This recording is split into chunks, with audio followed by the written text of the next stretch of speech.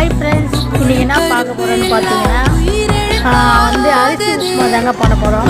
நான் ஏற்கனவே பச்சரிசி கழுவி வச்சுருந்தேன். அதை மிக்சியில் போட்டு அரைச்சி நான் ஜலிச்சு வச்சுட்டேன்னா அதுக்கு நம்ம இப்போ என்ன பண்ண போகிறோம் பார்த்தீங்கன்னா,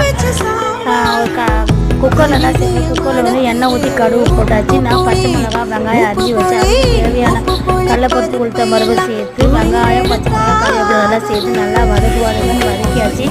வதக்கினதுக்கப்புறம் நம்ம அந்த அரிசிக்கு தேவையான அளவு தண்ணி அளவு வச்சுருக்கோம் இல்லைங்களா, அந்த தண்ணியை எடுத்து ஊற்றிக்கிட்டு நல்லா கொதி வரட்டும்ன்றது நம்ம வச்சுக்கிற அரிசியை கழுவி ஜலிச்சு எடுத்து போட்டு நான் ஒரு 2 விசில் தாங்க விட்டு சூப்பராக வந்துச்சுங்க அரிசி உப்புமா. உங்களுக்கு அரிசி உப்புமா பிடிக்குமா?